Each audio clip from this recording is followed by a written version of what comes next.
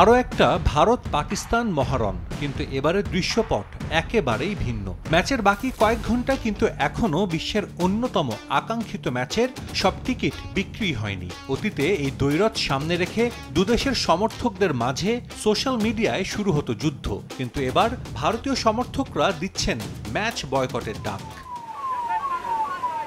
এর কারণ কমাস আগে পেহেলগামে সন্ত্রাসী হামলা। মে মাসে সীমান্তে সংঘাত চরমে ওঠার পর এই প্রথম দুদল একে অপরের মুখোমুখি হচ্ছে।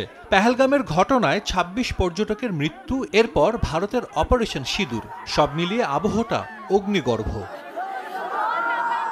কাশ্মীর ঘটনার পর পাকিস্তানের সঙ্গে ক্রিকেটীয় সম্পর্ক ছিন্ন করার দাবি জোরালো হয় ভারতে। বিসিসিআইয়ের পক্ষ থেকেও জানানো হয়েছিল পাকিস্তানের বিরুদ্ধে কখনোই কোনো ম্যাচ খেলবে না ভারত ক্রিকেট দল। কিন্তু কেন্দ্রীয় সরকারের সিদ্ধান্ত অনুযায়ী দ্বিপাক্ষিক সিরিজ খেলায় নিষেধাজ্ঞা থাকলেও আইসিসি কিংবা এসিসি টুর্নামেন্টে পাকিস্তানের বিপক্ষে টিম ইন্ডিয়ার খেলতে কোনো বাধা নেই। এটা নিয়েই ক্ষোভ সৃষ্টি হয় সমর্থকদের মাঝে।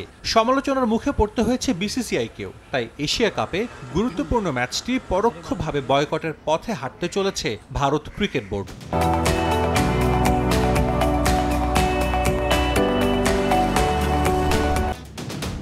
ভারতের গণমাধ্যমের দাবি, এখন পর্যন্ত বিসিসিআইয়ের কোনো কর্মকর্তা দুবাই পৌঁছাননি। এ ম্যাচে আয়োজক বোর্ডের শীর্ষস্থানীয় কেউই উপস্থিত থাকবেন না। যদিও চলতি বছরের শুরুতে দুবাইয়ে ভারত পাকিস্তানের চ্যাম্পিয়ন্স ট্রফির ম্যাচ চলাকালীন দেখা গিয়েছিল ভিন্ন চিত্র।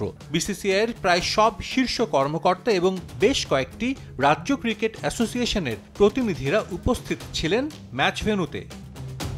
আইসিসি মিটিংয়ের জন্য যুক্তরাষ্ট্রে অবস্থান করছেন চেয়ারম্যান জয় শাহ। নারী বিশ্বকাপের আয়োজন নিয়ে ব্যস্ত বিসিসিআই সচিব দেবজিৎ সাইকিয়া। এই দুজনের উপস্থিত থাকার সম্ভাবনা নেই বললেই চলে। এশিয়ান ক্রিকেট কাউন্সিলের সদস্য হিসেবে দুবাইয়ে থাকতে পারেন শুধুমাত্র রাজীব শুক্লা।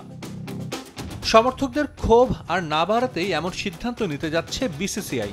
সরাসরি ম্যাচ বয়কট করলে সম্ভাবনা থাকে জটিলতা বাড়ার, তাই পরোক্ষভাবে বার্তা দেওয়ার পথে হাঁটল ভারতীয় ক্রিকেট বোর্ড। চলমান এশিয়া কাপে অন্তত ৩ বার মুখোমুখি হওয়ার সম্ভাবনা আছে ভারত পাকিস্তানের। সাজিদ মুস্তাহিদ, সময় সংবাদ।